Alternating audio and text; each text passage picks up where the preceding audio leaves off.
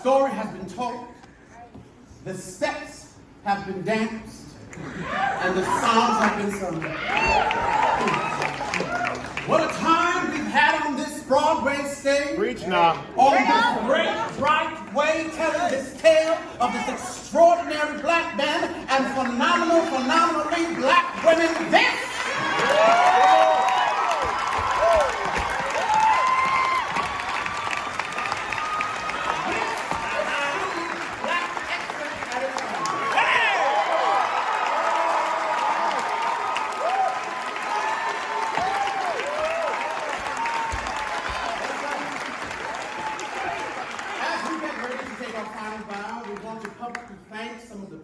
who have been on this glorious ride with us. I would like to invite some of the folks on stage who we want to give thanks to, along with many others. Dominique Moiso. Yes, Queen! Yes, Queen! Yes!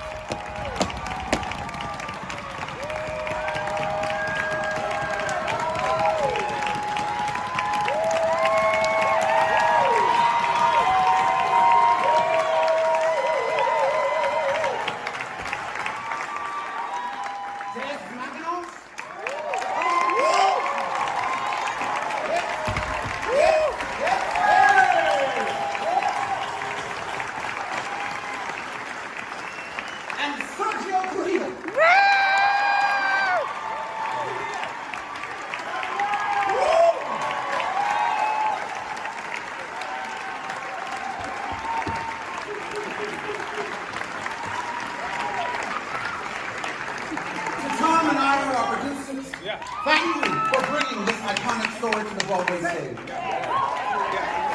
I got you.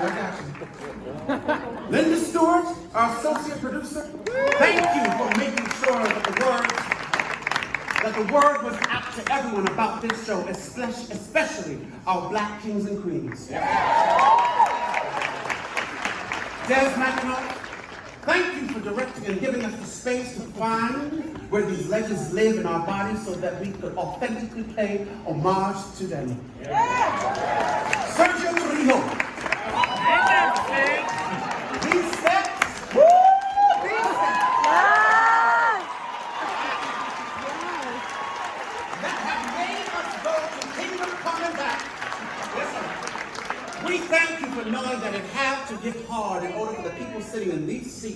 to feel the passion and sweat every single night.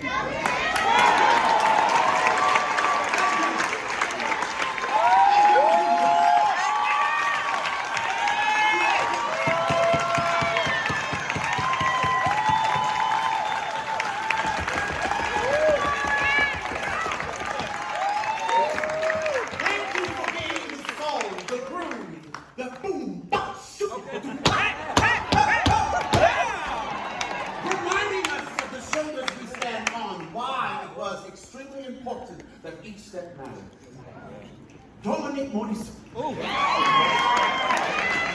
This pen of yours is not to be messed with. Okay. Thank you for putting your entire being in all that you do. You are a black queen. Yep.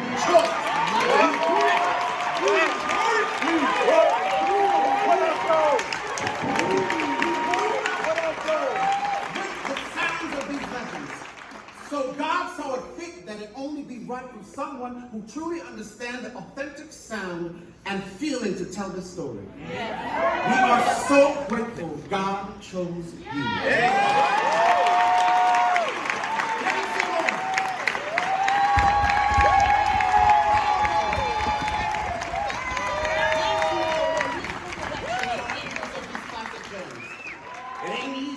Songs that the world knows and make them soar to higher heights. Okay. We thank you for that. Yes. Howard Wheeler, my goodness, these orchestrations that we have been blessed to hear this band play each and every night. Lord. Now, if you're not sure who Howard Wheeler is, Google him so you can understand why we're so grateful. Paul Taswell, Rachel, and the entire team. Yes, these outfits, these garments, these threads. Thank you for the detail and knowing how important style and fashion went hand in hand for the telling of this journey. To Robert Brill and the whole team, thank you for knowing that the scenic design had to be just right so that this story could live and be told. Yes. To Howard Binkley, who is our lighting designer who we lost in 2020.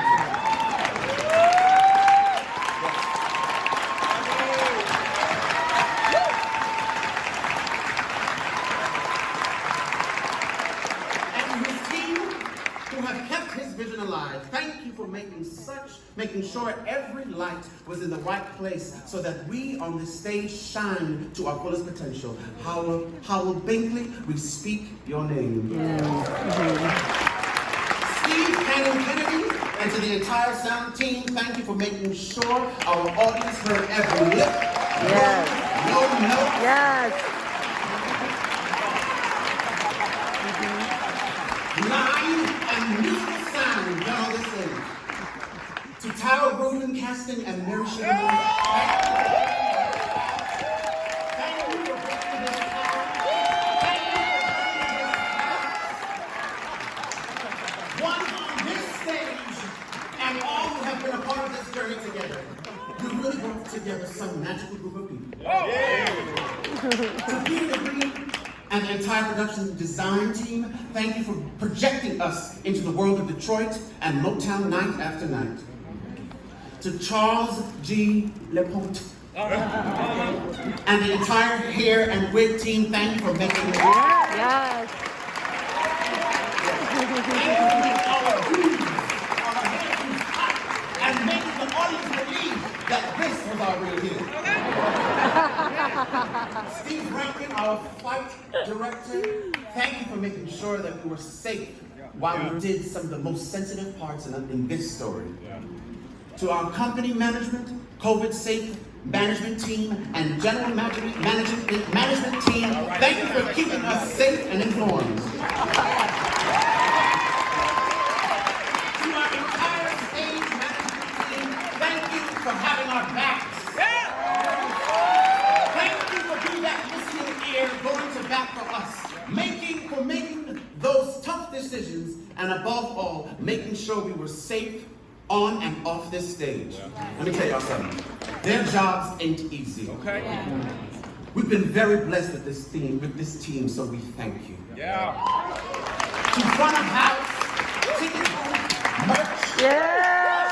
Oh, I love that. Yeah. Love that.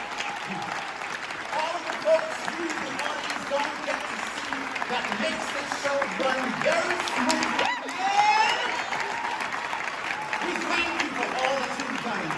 This journey right here would not be possible without you. Y'all better know that. Come on, man. Yeah. Shelley Berger, the one and only manager in our eyes to the Temptations. Thank you for seeing beyond the color of our skin, knowing that this group could be, and they did, be the best group of all time.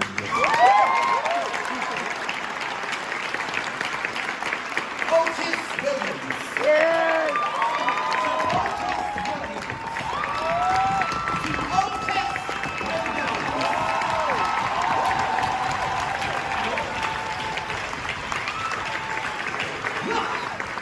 God has done. You are the reason we are here and able to tell this story. The things that you have seen, the doors that you have kicked down, and all that you have endured, we, everyone in this building, simply say thank you. Thank you. Thank you for your perseverance. Thank you for pressing on, especially when those times are hard. Thank you for the joy. Thank you for the smooth moves. Thank you for the calls, the check-ins to make sure that we were doing all right. Thank you, Otis Williams. Now, in closing, as the preacher would say, before I pass the mic to our beloved book writer, Dominique, I have a little short song on my heart that we, this cast, usually sing when someone leaves this show to go forth to continue their journey. We don't say goodbye.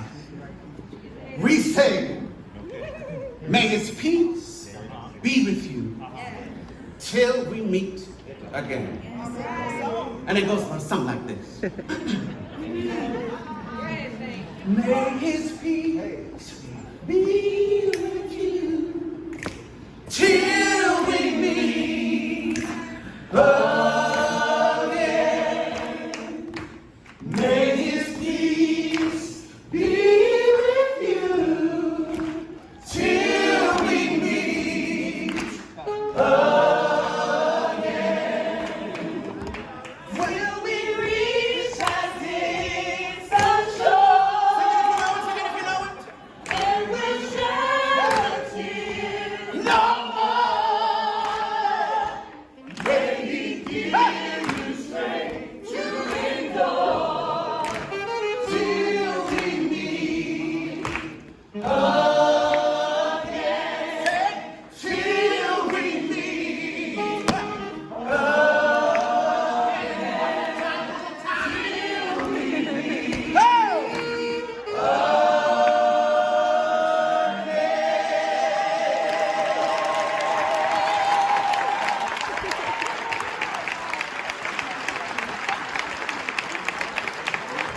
And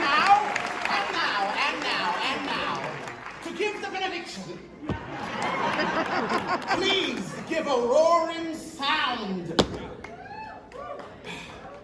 Please give a roaring sound of love to Dominique Maurice.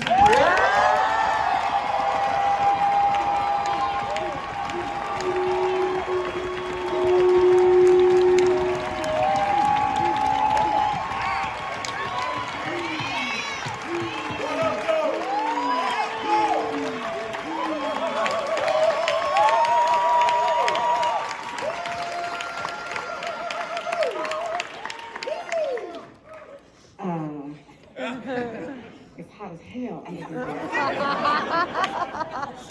New respect.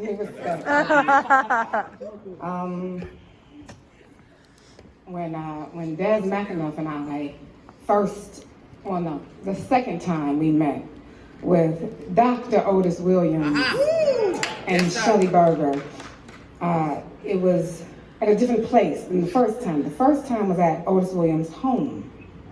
And we didn't quite get everything that we needed. We wanted to go to the bottom of the ocean, on this show. So we were like, the next time we're gonna meet, we have to go a little deeper. And for that meeting, for some reason, it turned out to be at the Four Seasons in Hollywood, in LA, at their buffet, where I had never been before, for $80 pancakes. I just had never thought to do that, But and so they all showed up, all I remember was the three of these gentlemen were wearing cufflinks, and I was just sitting there like, oh, everybody has on cufflinks. I did not have on whatever the equivalent was to cufflinks. And I was like, okay, we're gonna go to the bottom of the ocean. We're gonna get him this man to give us the information, the missing key to tell this story at the Four Seasons. And so then there came that moment where Des tells Otis Williams, hey, we're gonna, this is not just gonna be a fluff musical. Like we wanna get serious. So Dominique. And then I turn and I look at Dr. Otis Williams and I say, are there any things, now that you're the last man standing, like, is there any reflection that you have? Like, do you see anything differently now? And he said to me, you mean, do I have any regrets? I said, your words, not mine, And he said, just one. And he spoke pretty much verbatim to what that monologue is at the end of this play. That if I could bring any temptation back, I wouldn't. And I looked at him and he got emotional. It's okay, I can tell you this because he sold it on himself, so it's okay. I'm not tearing a secret. I mean, we were at the Four Seasons. And so he got emotional, and I remember reaching out to him. I put my hand on his hand, mostly because I was like, oh shit, I made Otis Williams cry. I'm gonna get in a lot of trouble with my parents. And I didn't know what to say, but I remember looking at him, thinking, damn, the cost. This was expensive to do this work. It's expensive. It's not easy. And to be this great, to give this much of yourself to the world is expensive. And I remember saying, hey, it's okay, brother, go ahead, let it out. And he finished. And then he turned and looked at me and he said, I don't want to do that again. And I said, oh, okay, so I'm gonna have to, that's it. That's all I'm gonna get. I'm gonna have to take that. I'm gonna have to take that and fill in the gaps, but he gave me permission to fill in those gaps, and so I'm so grateful. But what he didn't know, what Des and Shelley Berger didn't know in that moment, was when I was looking at Otis and recognizing the cost of doing this work on him, I was also feeling the cost of doing the work on me, on my body, on my soul, that it is also expensive for me. Every journey of telling this story was expensive on my spirit, because we as artists, we put our blood into this. When it's hard,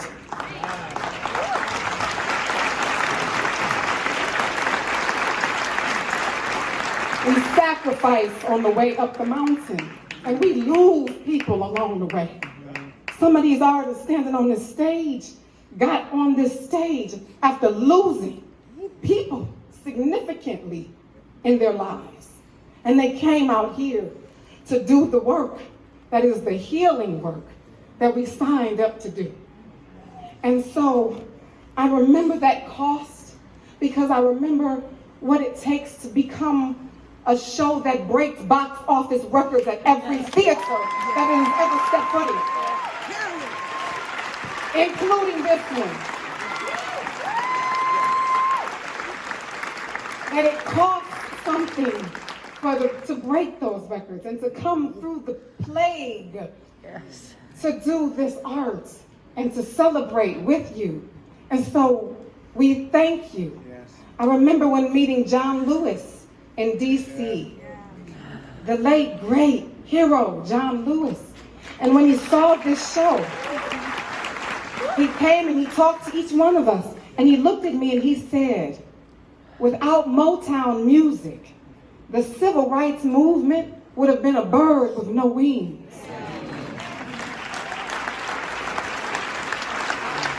Because this music, this art, this is humanity. This is what brings together divided nation. This is what we came to do after a year of 2020.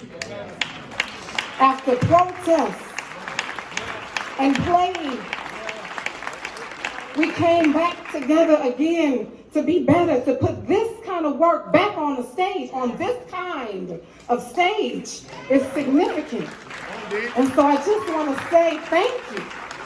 Thank you to every artist on this stage, every single musician, every caregiver, everyone that's named in this room, that puts their blood, that shows up to do the healing work, because our bridges divided people.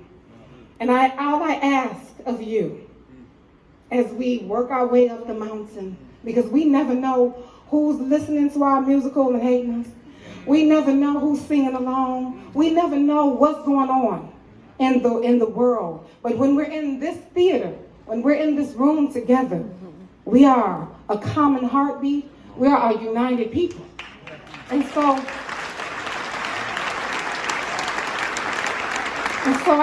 I thank you for showing up. And I implore you to keep calling for this kind of work, to be on these kind of stages. Thank you, everybody. Thank you for my time. Thank you, guys.